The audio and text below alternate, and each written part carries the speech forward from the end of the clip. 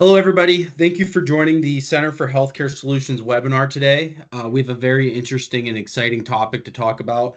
I'm joined here with Paul Horton, and we have Lori Facinda on the background manning the slides. The topic of today's conversation is growth and compliance, leveraging the practical value of internal audits. I'm Tyler Gargano. I am the Director of Advisory Services here at HBK CPAs.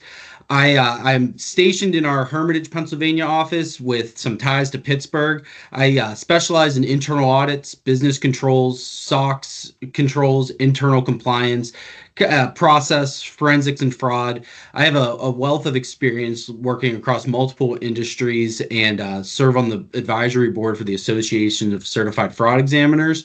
I'm joined here with Paul Horton today. I'll let Paul introduce himself. Yeah, good morning. It's good to be with this group again, and I've had the pleasure of working with many of you in the past. And in my new role here at HBK, I straddle the Eastern Ohio and Western PA market and provide similar services as you're accustomed to from my career with healthcare groups, hospital systems, and long-term care facilities. But it's great to be with you again. Thanks, Paul.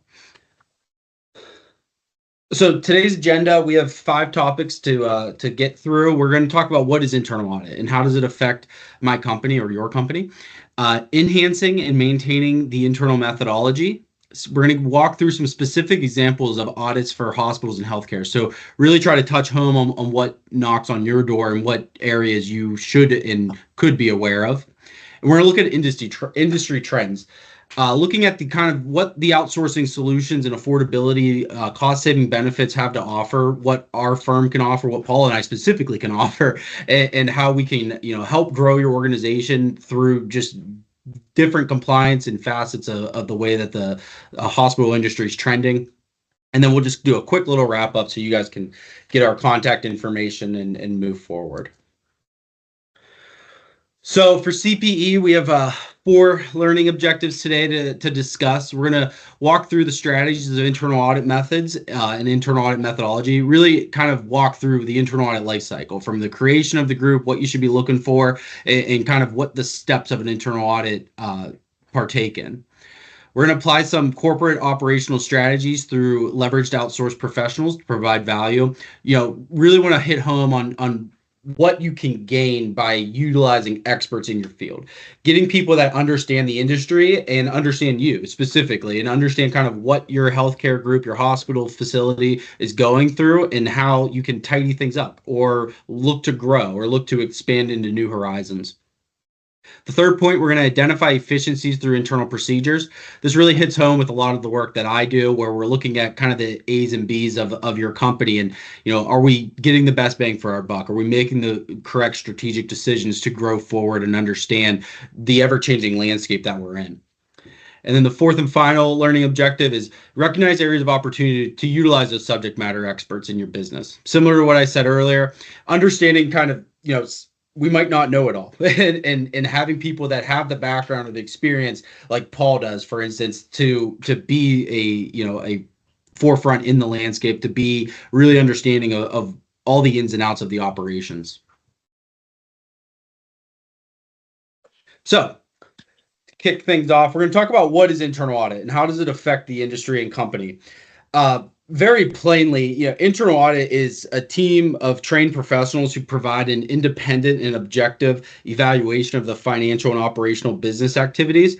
I took that right out of Google. So the simple way to put that is really the internal audit. It works on behalf of management and for management to really gap fill, to understand areas that are high risk, understand areas that are trending in the industry, and to really draw some clarity to the board and to the C-suite of understanding this is kind of what we need to be aware of, and this is how it's going to be tested, whether it be through a compliance audit or just being aware of this is my ins and outs of my day-to-day business.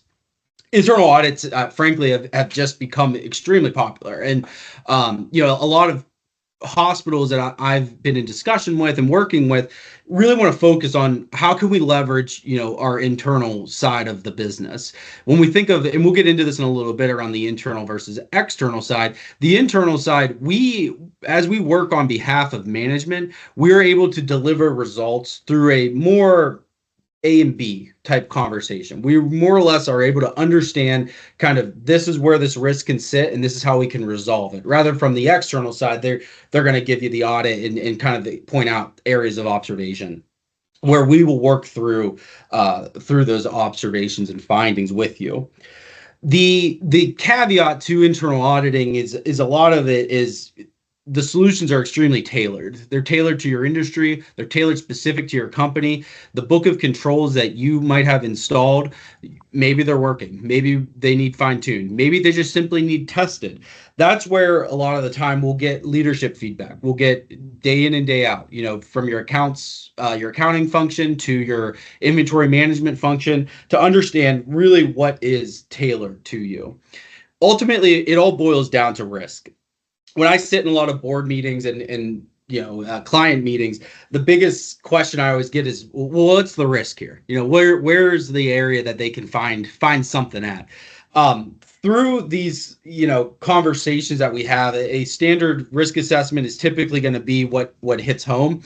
And in that risk assessment, specific to our environment that we work in at hospitals, we're looking at data. Data is going to be a very, very hot point within the industry. Data security, right? With HIPAA compliance, high trust is looming all around the industry now as the new gold standard of security and compliance.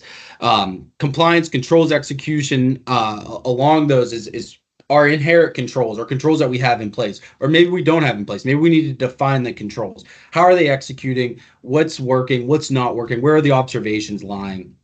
Specific to hospitals, a lot of cash and cash security. I know with multi-unit health facilities that, there's typically a cash box of some sort. What are our procedures and protocols around cash and cash security? Crisis management or business continuity is another hot topic where we look at, disaster recovery. What happens if our systems go down? What happens if there's, what is the fire drill procedures? Areas where our business could hit a lull or stop, for instance. What is that going to be the effect? Looking at clinical and non-clinical procedures, specifically within safety and patient safety. At the end of the day, we are focused on our patient safety. We're focused on, the individuals that are coming in for healthcare. And then ultimately training and staff competency, understanding, how is our staff, growing? How is our physicians growing in their knowledge base? And then from the business side of the hospital, is our staff from the operational side, are they getting constant training? Are they getting a good book of awareness on, hey, this is what we should be doing and this is how it should be communicated across the organization? Long-winded, but ultimately to tie this all together is, the internal audit function, there's really, 5-6 main points. Preventing errors. We work on behalf of management. There is no formal licensing required. Done by the company itself or leveraged to an outsourced model. Those are going to be the 5 main points that are going to hit home. That's where the biggest point I'd like to call out, and I'm going to harp on it throughout this call is, we're working for you. We understand kind of what the ins and outs of the organization look like, and we are here to help and fix those errors. Versus on the other side of the external audit, where they're looking at to find the errors, call them out. They're employed through various laws and regulations, required to be licensed, and always done by a third party. A lot of times you hear the auditors are coming and getting everything tidied up for the auditors. That's what that means. So the internal audit team, I like to create a stigma of, we're a part of the organization. We work with you and understand what you're doing and how you can be successful to continue to drive the business.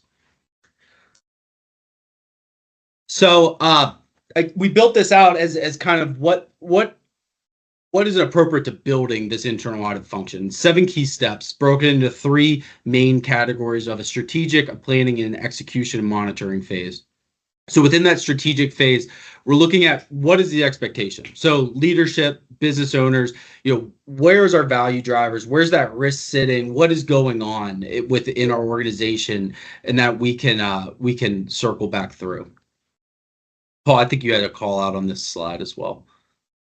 Yeah, just to add, and Tyler's doing a great job with explaining this, but from an external audit guy, just to throw in there on the internal audit side, I want to call out preventing errors, but also correcting errors and correcting errors timely.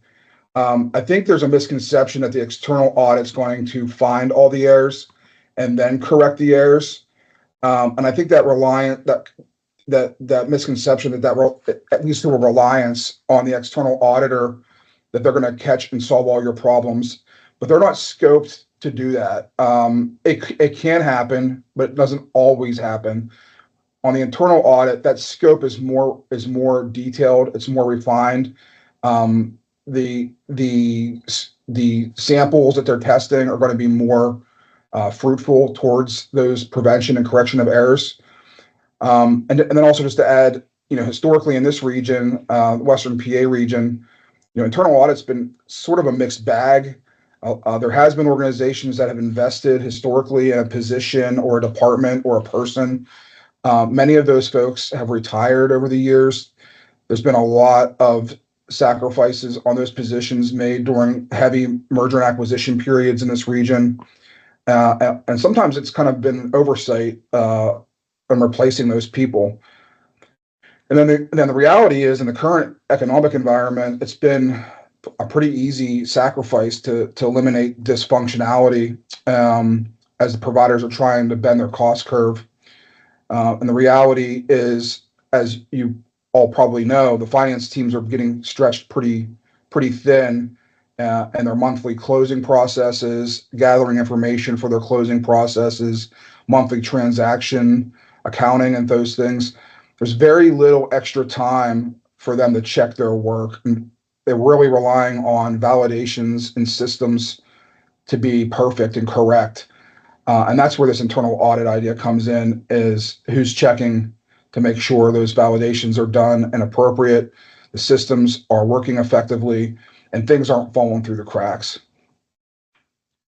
Yeah, Paul, great point. And I think you hit the nail on the head, especially within our region of looking at what is the landscape within healthcare. I think this area alone is just completely booming with all the activities of the large players to the small offices to kind of what the family offices look like. I think that's the quick little nice niche nuance that we live in this area. And the merger and acquisition activity, which we'll touch on later, is even more of an interesting landscape.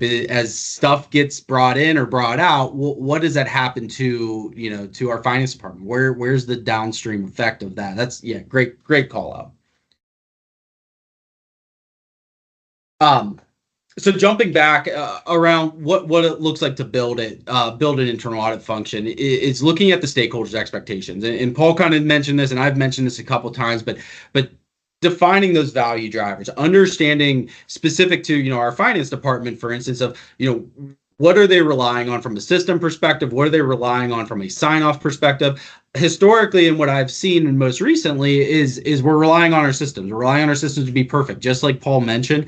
That's where we might not be having that validation check. We might not be having that, that compliance check of, are we processing this correctly? Are we applying the appropriate charges to our bills, and what does that look like? And those are the conversations that we'll have with the C-suite, with the board, to understand, hey, there could be a gap here, or hey, I don't know if we're doing this correctly. I hear that a lot. Looking at the charter as a whole, and this kind of piggybacks all off of each other, but mission statements and scoping authorities, who ultimately are we reporting to and who ultimately are we responsible to? That's going to be the biggest call out here, and looking at kind of the accountability of that functionality to see what is the buildup for our organization. Where are we experts at, and where are we not, in understanding and realizing that. Ultimately the mission statement of a lot of hospitals and healthcare is to care for the patients, provide best in class coverage for our patients and understand to meet their needs. There's so much that goes into that. So understanding kind of what the underlying goal of the organization is always going to be crucial and key. Structuring and budgeting. I think this is everybody's favorite topic when we talk about budgeting. And the budgets have evolved so much over the last 1, 3, 5, 10 years, and I think the amount of lift that goes into the budgeting process is crazy, and it's just ever changing and evolving. Understanding kind of how internal audit can help in that budget process is, we'll have our own kind of what the forecast of the lay of the land looks like for the budget on an internal audit scope basis. But also, we are experts in the field of understanding, we might have put too much in bucket A. We might have put too less in bucket B. Understanding where our real cost drivers are within the organization and within the company to best utilize our funds is going to be crucial and key. I think when we group budgeting into forecasting typically, and they kind of go hand in hand in a lot of sense, but the forecasting play of what are we seeing in the industry from a drug representation of what's a hotbed drug. You think about the Ozempics and all those of the world of what's been the big boom on the news and everything. Are we able to supply the need? The next kind of phase that we roll into is really the planning phase. And this is kind of where we get into the internal audit hotbed of 101, and where we're looking at the risk assessment, the audit plan. The risk assessment is exactly as it sounds. We're identifying the risk. We're prioritizing the risk within the organization. There's many different ways you can go about this. Traditionally, it's handled through interviewing and understanding the organization from a holistic approach, from as high up as we can go to as low as we can go within the organization of your employees. Prioritizing that, creating a formula to best understand, okay, these are our high risk areas, AR, AP, cash, inventory, and then our low risk of understanding, our physical on-site security is set.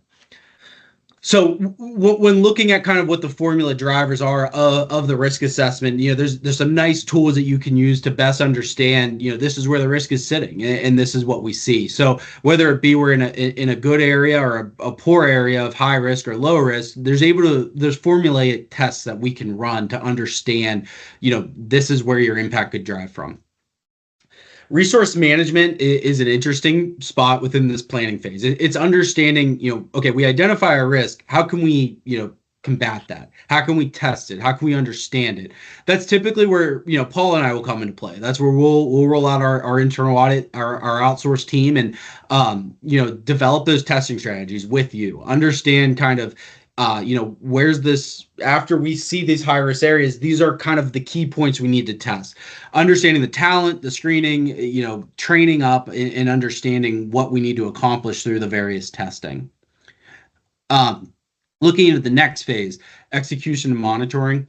Audit execution, that's going to be performing the audits, understanding what the field work looks like, review that kind of holistic fieldwork results with management, and final reporting. And I think a nice little add-on to the final reporting is remediation testing, where we call out we have our observations, we have our findings, we understand what it came from. Say we do an audit over your physical security, and there's multiple areas of opportunity for something to happen.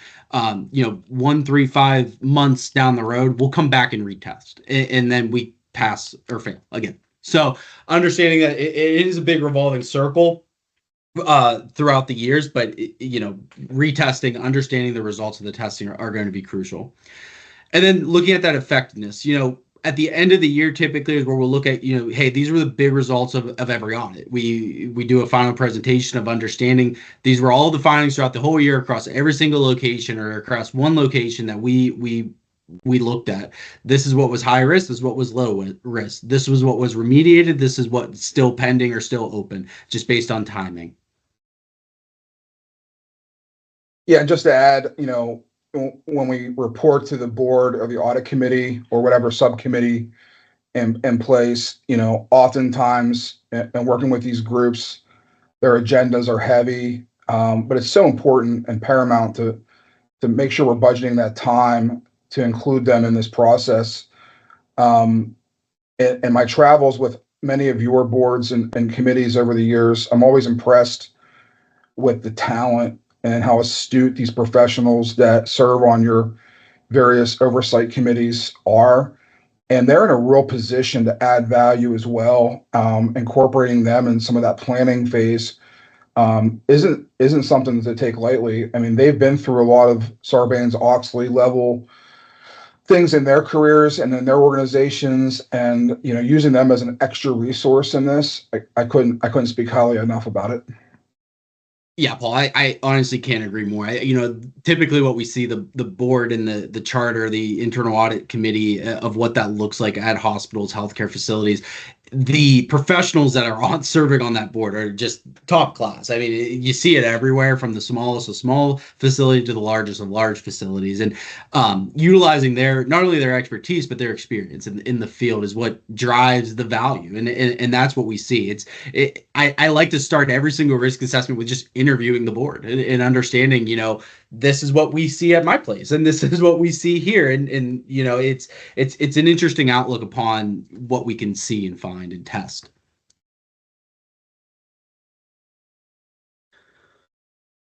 So just to keep building upon kind of what this internal audit foundation and function looks like, we talked about a lot of this, but planning, assessing, testing, and reporting are going to be the four main drivers here. And we talked to, I don't want to beat a dead horse, but we've talked in depth of what the planning looks like.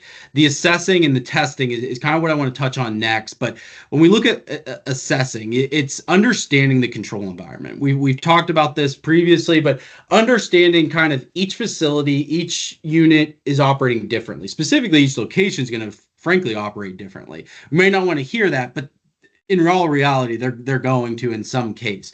A lot of times what I see specifically, a lot of times in manufacturing environments, but also in hospital environments is, so-and-so, our AP clerk has been at the company for 30, 40 years. This is just kind of how it's done. And that might not be the best way. It might not be the right way. And that's just kind of how it's done. So institutionalizing kind of what the environment should look like and getting it mapped to be the correct expectations of leadership is crucial and key. And that's going to be heavily reliant on the internal audit function as they're in those weeds and they're understanding the day-to-day of those, the control objectives and what is a gap. Just to call it the testing of controls, when we look at the controls, there's, we break them up into, daily. It's all based on transactional type. Are they monthly controls, quarterly controls, annual controls, daily controls? So we're looking at, are we going to test them at a point in time or over a period of time? Typically, we like to break the audit into the full year scope of our, walk through our test of one, where we will walk through, understand the procedure, do a formalized test of one instance.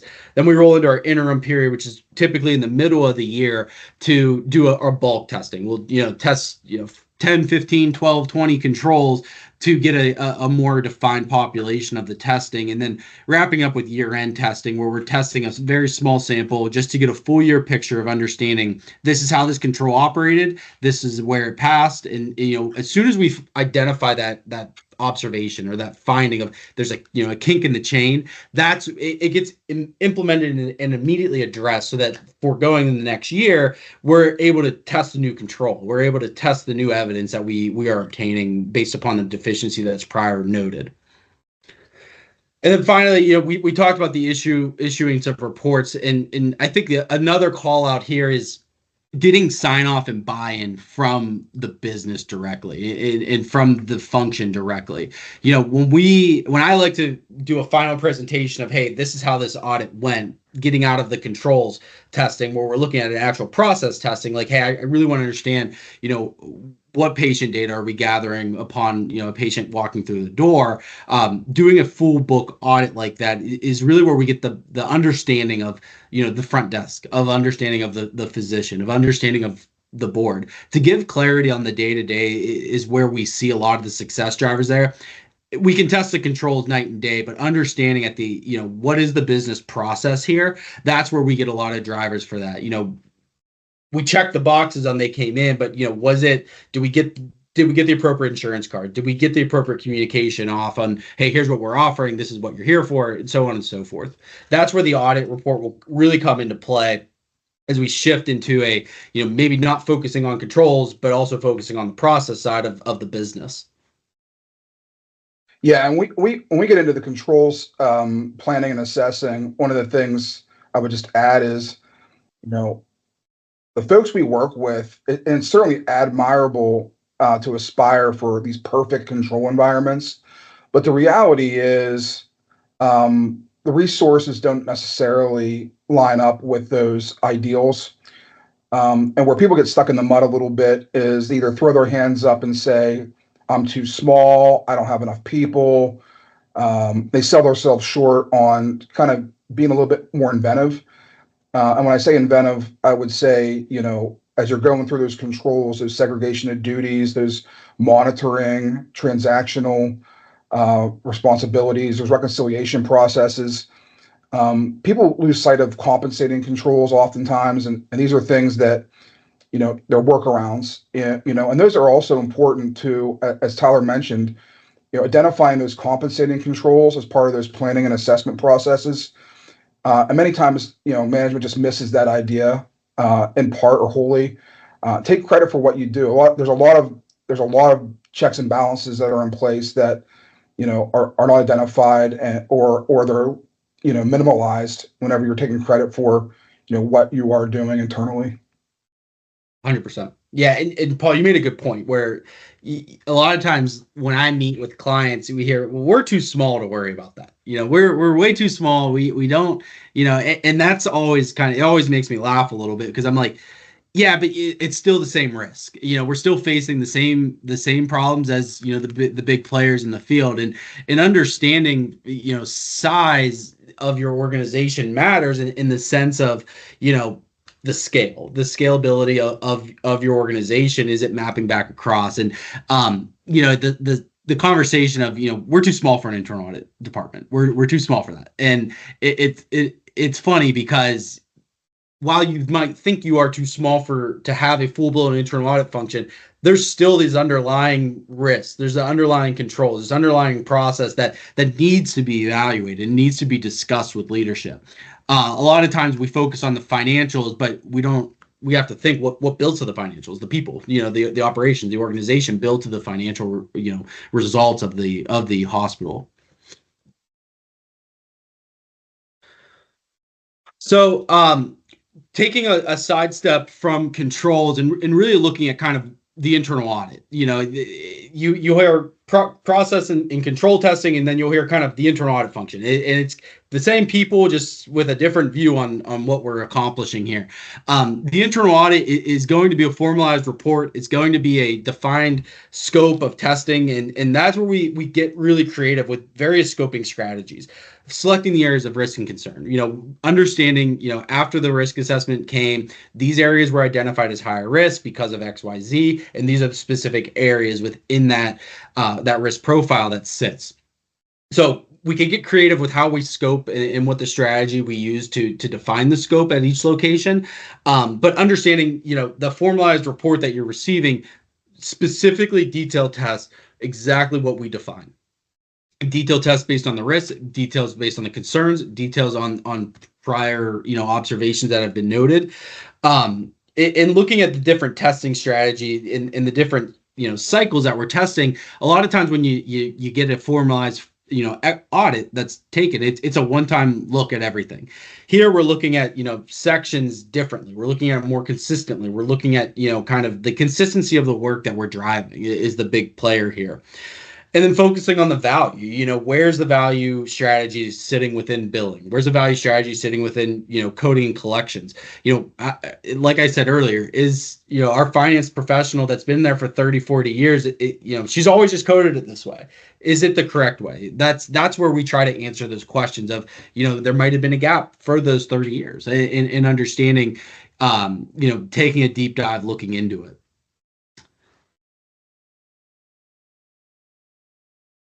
So I want to talk about internal methodology next, and internal methodology is the methodology of the business. It's understanding kind of from an internal control and internal process, from financial transactional controls to looking at procedural controls, inventory management, handling controls for supplies, equipment, so on and so forth. Billing and coding is a crucial part to our business, and understanding a review of those codes, reviewing the billing strategies and structures that are set forth. Compliance is going to play a large piece in this puzzle of understanding, are we HIPAA compliant? Are we high trust compliant? Where are we secure at? Where are we not secure at? So the three big call outs when we're looking at kind of methodology success is it's our people and culture. It's understanding we have qualified and trained professionals that are able to do what we see as leaders in the business and leaders in the space are able to perform and they're able to do. That's, we talked about it earlier, but that's where we come into play is that objective being met from a day-to-day, day in and out holistic approach. Looking at the independence and the quality of the review that's taking place. When we're doing a billing and a coding, adjustment or even an input, is that being approved? Is that being reviewed? What's the segregation of duties within the organization look like? And then looking at kind of the governance and leadership and kind of the auditor's perspective is, are we meeting expectations? Are we compliant? Does this, work for the organization and where we want to go? Do we want to stay in our niche spot? Do we want to grow? Do we want to merge? What does our landscape look like? And having that conversation. Processes and data drive our business ultimately, understanding kind of what the prioritization is and where our data is being housed at, the safety and surveillance of this data, performing the risk management strategies around the documentation and the evidence that we're obtaining. And we might not even know we're obtaining, and we might not even know that we're looking at in some cases. So creating those standard policies, those standard operating procedures are going to be crucial to understand, frankly, to understand where's our data going, where's our process look like. And then validating technology, looking at our data platforms and monitoring that data. I work a lot within the compliance function of a lot of hospitals to understand where their data sits and where they're vulnerable at. And the world we live in today is just such it's such an interesting landscape, especially from the IT front and function of, there's you hear all the stuff about the fraud and everything, where you're vulnerable at. So understanding the security and the data platforms that we're working in. Algorithmic inventory, inventory within our network is always an interesting conversation. How are we monitoring our inventory levels? How are we maintaining our inventory levels? Are we able to derive those, through different business and strategy structures?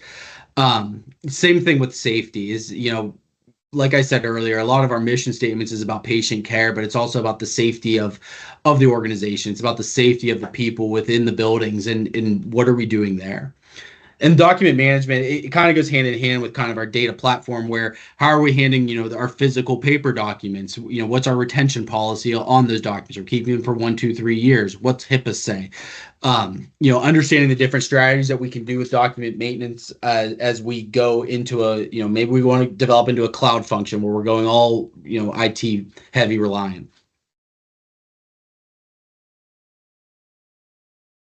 Want to walk through some specific examples of, this is going to hit home. This is what we see and what's going on. What I see in the industry a lot is, and we talked about this previously, but data and data security are our drivers. With the way that we work in the hospital world now, everything's driven by a computer. Everything's driven by, an iPad in some cases, and what that looks like. So do we have the appropriate security protocols in place, appropriate, malware and ransomware functionality to secure us? Compliance and controls execution, harped on this earlier, similar, but, does our process that we as leadership has defined, is it, what's the trickle down effect? Is it operating consistently across the organization? Continuity solutions, understanding the risk of inherent loss of business and the inherent risk that we face on a day in and day out, looking at safety strategies, looking at, where we're located in this, the Pennsylvania subregion and snow, even as simple as that. Is our ambulance is able to go and pick up a person in need and understanding what, the ramifications of that are. Clinical and non-clinical procedures, looking at safety and patient safety. We've talked about this, but understanding kind of, is the care that our doctors are providing, does it match to what we're writing up, and does it match to what our patients are needing? No unnecessary testing, no keeping the data and guide rails within the box of what the patient really needs. Training and staff competency and materials and inventory, looking at kind of what is our staff doing to continue to drive our business. Kind of to summarize those 5-6 points, subject matter experts is typically where I'm going to answer this. Typically we need somebody within the industry, within the compliance world that has seen it. Paul and myself have experience in looking at, I'm going to safe to say, a lot of the ins and outs of the hospitals, and understanding kind of not only those 5-6 points that I identified. There's probably 50 or 60 other points that we could throw on a wall and understand where the risk sits within the organization. Subject matter experts and outsourced professionals typically are going to be our home run hitters in that, and understanding. We've seen this before. We've seen this in different scenarios in different areas, and this is how they applied to it. This is how we can apply best strategies and structures across. I think the biggest thing to think about there is the complexities of what we see in our day-to-day work. We see in the field that we're in, we see something new every hour, every 30 minutes, honestly. So, what is, how are we dealing with the complexities of a nuance? Not a lot of people like change, and not a lot of people like, thinking about something differently and new, but that's just the world we live in. So understanding that, the subject matter experts and the experts within the field have traditionally seen that. They've seen it in a different scale, could be the same scale, and having that understanding of where the success can be driven from a rough point, from a difficult conclusion, and how we can build upon that. Yeah, certainly, in healthcare, a very complex regulatory environment. Executives are really faced with the challenges on the risk in those regulatory environments, the high scrutinization of the business. It's forced a lot of innovation, and sometimes that innovation has led to mergers and acquisitions, downsizing operations, or upgrading operations. And as you're transitioning through these challenges, and it becomes a little volatile at times, checking all the boxes becomes somewhat cumbersome, right? So we're extending environments sometimes with consolidation, and there's, joint ventures involved. There's other holdings involved. There's just all these complexities with your physician contracts and your relationships, and not to mention all the difficulties you have with keeping the risk down on medical malpractice and things of those natures. There's just a whole lot of balls up in the air, and oftentimes it's very easy to miss sight of some of those core building blocks that get you built off of. And this really kind of gets into the healthcare world of how do we assess what we don't know or what we forgot. And Tyler hit it right on the head. Yeah, no, Paul, thanks. And I completely agree. Take a step back and look at the landscape of business that we're in. It's highly regulated, highly reviewed. It's constantly being contractually obligated and contractually communicated across physicians to people, to vendors, and what that looks like. So having that sense of utilizing an expert in the field to do that, to understand that, to communicate that differently is where I see a ton of success within the business. So within that HIPAA landscape of understanding that the landscape it's been around for many years, and I think that's really where HITRUST kind of came into play. The largest of large companies have contacted me about HITRUST, and the smallest of small organizations, hey, we need this for our vendor. What does it look like? And where's the driver at here, and what is HITRUST? Looking at, simply put, HIPAA versus HITRUST. HIPAA is an act on the details and the standards of compliance, where HITRUST focuses on a framework that helps you achieve compliance of the data and the security aspects of your IT environment, as well as your kind of operational environment. The HITRUST landscape's new. It's kind of the nuance in the internal audit and in compliance world, as HIPAA has been around for forever. In looking at the straight IT functionality of HIPAA versus high trust, a lot of times with HIPAA, you'll see a SOC report go out, and a lot of times we will do the company SOC report, which is a stringent reliance and testing over your IT environment and the privacy and security.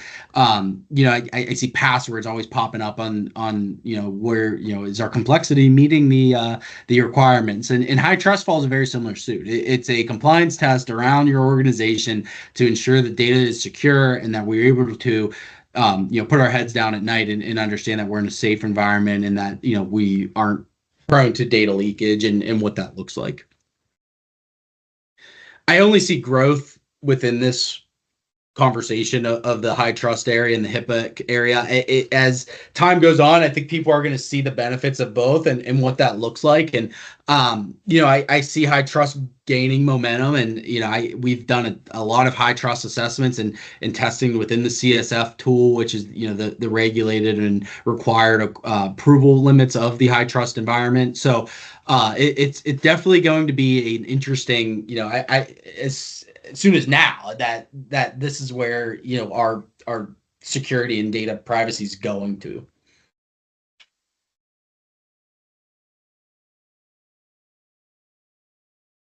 So business continuity and disaster recovery and planning.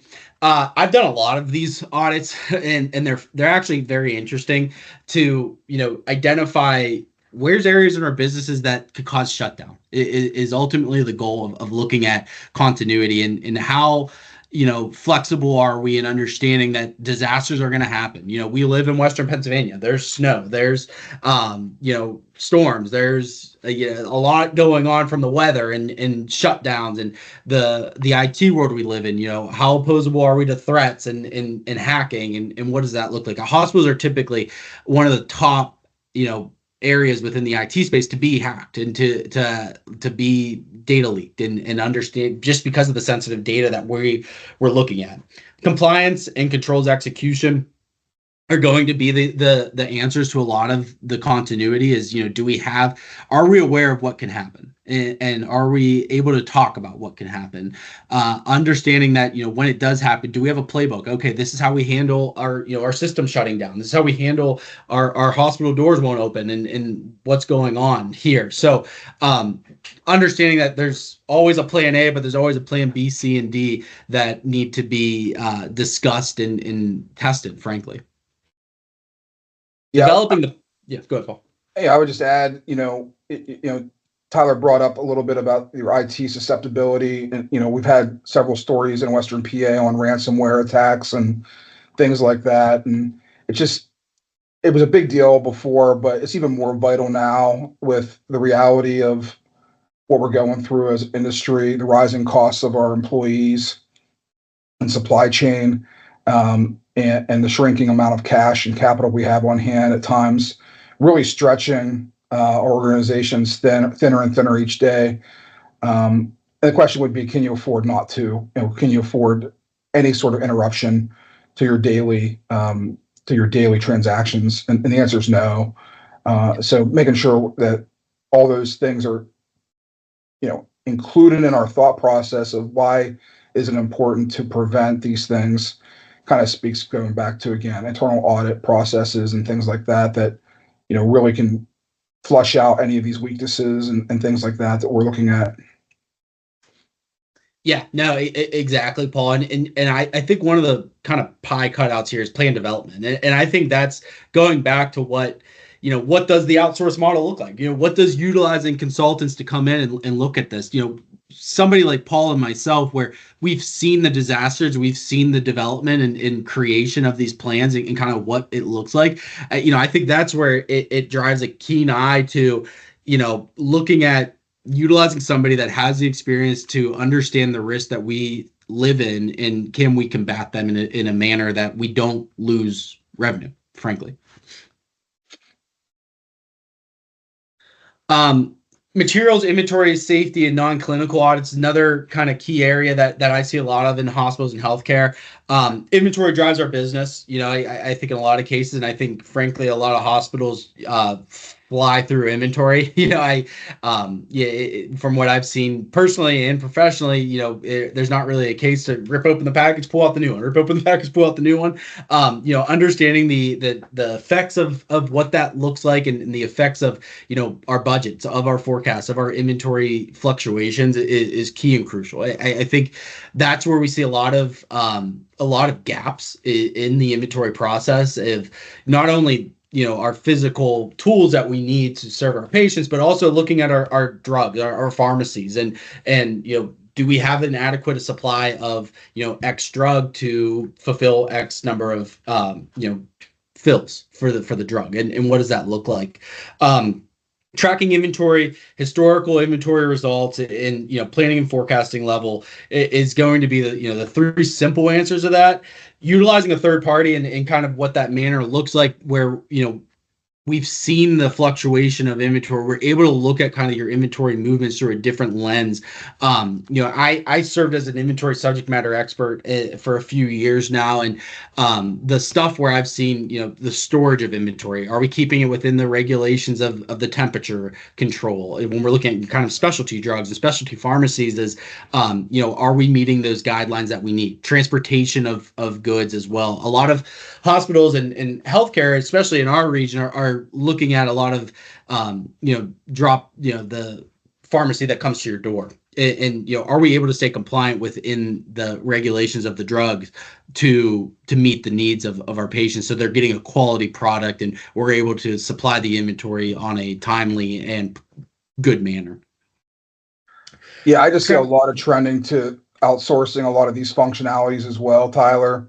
Yeah. And as we outsource a lot of our materials management and other, ancillary departments within our organizations, there's kind of a misconception that those folks are going to handle everything perfectly as well. And I think there's still risk there. You take your eye off the ball for just a moment, and you can see some disasters.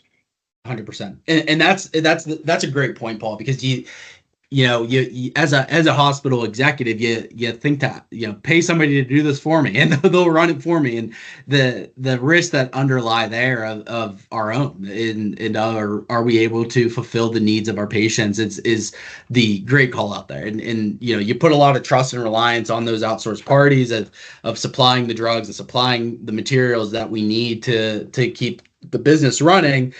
Are we looking at that? Are we testing that their inventory supply is what we say it is, and what they're saying it is, and does that match from a record perspective?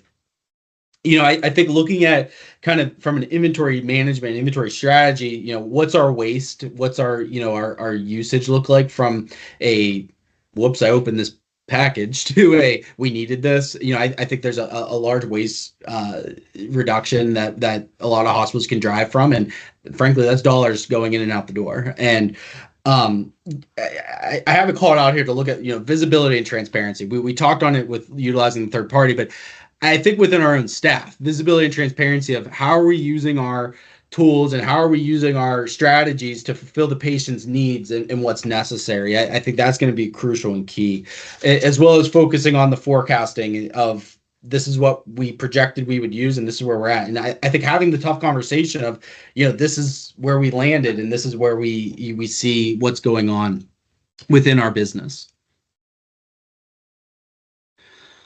Now the fun part. So looking at the industry. So, what's going on in the landscape and what's going on, could be down the street from you. I think, 4 big call outs of what Paul and I specifically have seen is, cross-market merger, a vertical merger, private equity, and where they're playing the part here in buying, healthcare systems, and kind of what does that outsource model and cycle solutions and where's that strategy driven, and mergers, acquisitions, joint ventures, consolidations, private equity has played such a huge role in not only in the hospital landscape, but across, I think, the world in the landscape of where businesses are going and going internationally, going, across multiple states. And what does that look like? In 2023 alone, there were, 65 announced hospital mergers and acquisitions, which was up from 53 the year before. So And that's only going to keep growing. And to be honest, the opportunity for private equity and in mergers to create this merger network of creating more hospitals within the areas is what's going to drive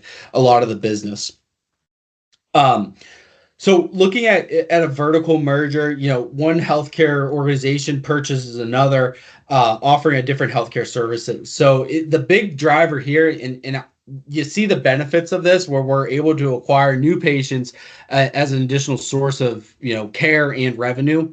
54% of healthcare leaders are looking for this. Yeah, a lot of people are looking to do this vertical merger where we're able to provide additional care at a additional reach within the facility. If you think of where you're at and kind of where's your service bubble look like, that's where we're looking at. You think about like what Amazon's driving out now with their online medical and healthcare valuations.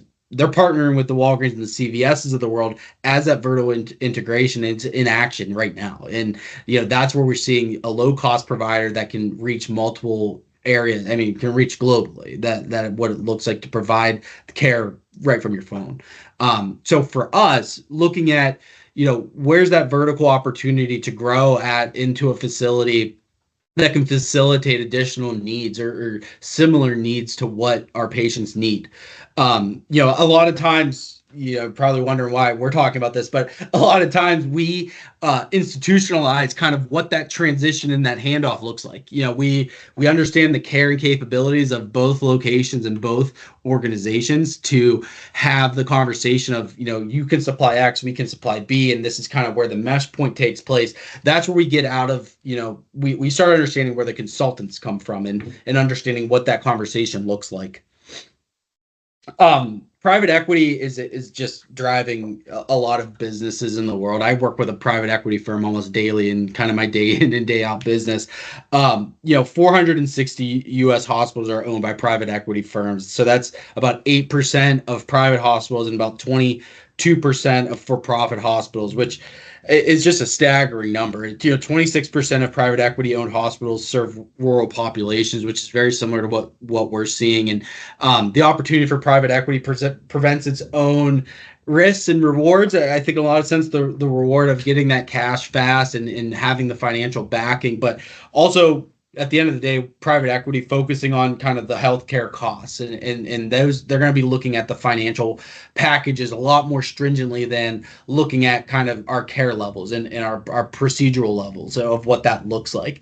We see a 3.3 reduction in operating expenses when a lot of hospitals would transition to a private equity, and a kind of a 3.7% decrease in net patient revenue with an administration adjustment, which is just staggering in my opinion.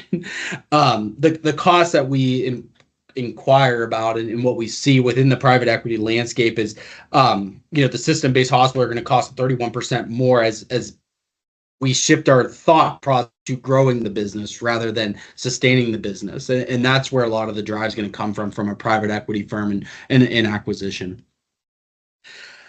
The final call out here on this slide is looking at kind of what is this outsource model, and I'm going to kind of summarize the whole presentation into a couple paragraphs here, but I think Paul and I wanted to really hit home that internal audit is more than just a check the box type of group. They are a management function that helps drive the value. A lot of what Paul and I do in working with this model is have the conversation of what's working, where can we add value at, where is the underlying success and driver here across the hospital, and what we can do from there. Tailoring solutions specific to you and have that conversation of, hey, Paul's probably an expert in this space. Let's group in our experts to get the best in class team for you. So driving the cost down where you're not looking at hiring, 5, 10, 15 full-time employees to shifting to an outsourced model is where I see a lot of the dollar savings. And frankly, you're getting a lot of the times a better quality product. You're getting the conversation of experts in the field that have seen a lot of the instances of what you're facing and a lot of what you are worried about, and what keeps you up at night. That's the candid phrase of HBK. I feel like, taking care of what keeps you up at night. And it's so, funny to think about, but it's so simple to understand, the backgrounds of the team that you're onboarding, and the backgrounds of the team all come from industry. They all come from a hospital and healthcare background of some sort. Our healthcare solutions group at the firm only works within hospitals and healthcare. And I think that's just such a great drive for the firm, and drive for our clients and our prospecting clients to get the experts on site to, look at your company from a holistic view to identify what makes sense to test and what makes sense to look at. That's where I see a ton of the value driver. Yeah, I would just add, the misconception of it needs to be this fully comprehensive internal audit functionality. And as we talked about throughout the last hour, you don't have to take that big of a bite at the apple. A lot of the menus here can be somewhat a la carte. And whether you seek to invest internally in that or partner with a firm like HBK, I think you'll see the solutions are more affordable than you think when you take a step back and look at strategizing and leveraging, the real risk in your cycles. And I think there's value there. And certainly on a return on investment, I think there's opportunity there. You hope not to find anything, but if you find something, what are we going to do about it? And also, just thinking about the strain on everybody's time. Time's a resource that is more and more harder to capture. But using that outsourced model and even if it's an a la carte methodology, I think you're going to see your top executives aren't bogged down in the minutia. They can leverage their relationship and partners with a firm like HBK to really benefit the organization and really make the risk aversion a paramount idea. Yeah, 100%, Paul. And you made a good point of, dipping your toe in the water, understanding that, I'm going to try to bring these experts in once and see, what we look at. This is an area within my hospital specific that I see a risk at, and I don't feel comfortable with what we're doing. And having somebody come in and get, a fresh set of eyes, getting a fresh opinion on what we're seeing and what we're doing, it drives, where the future of the organization is going to go. Great call out. So yeah, like we said, HBK can help. Paul and I bring a wealth of experience. Paul even more so than myself, and understanding what you're doing. And there's many different a la carte models that are rolled out. And then hey, come in and do a risk assessment. Let's find where the risk sits, then go from there. A lot of the conversations I have are that is help me find where I'm sitting in a day-to-day in and out process, and looking at it through a, hey, I think we have sound controls, but from a process standpoint, we might want to do some more testing. It's exactly where HBK and Paul and I's team can come in and play and understand, and report back, this is what's happening. And I think that's what sets us apart from, looking at developing an internal inside function to other, consulting groups is, with the backgrounds that we bring to the table, a lot of us sitting at, health hospital boards and understanding this is how we combat the various risks. I think that's where we see a lot of success driving.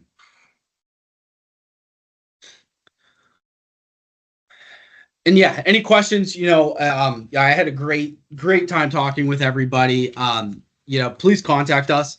I think a lot of you have worked with Paul in the past, and I might be a new face, and we're looking to help, and I think we're looking to grow holistically and across the board of the landscape and from an operational standpoint to help you grow and to help you understand and realize the value that are driving there. So any questions or anything like that, we're always happy to jump in. If it's from anything from high trust to HIPAA to inventory to safety to anything, we have a wealth of knowledge and experience that we can drive from.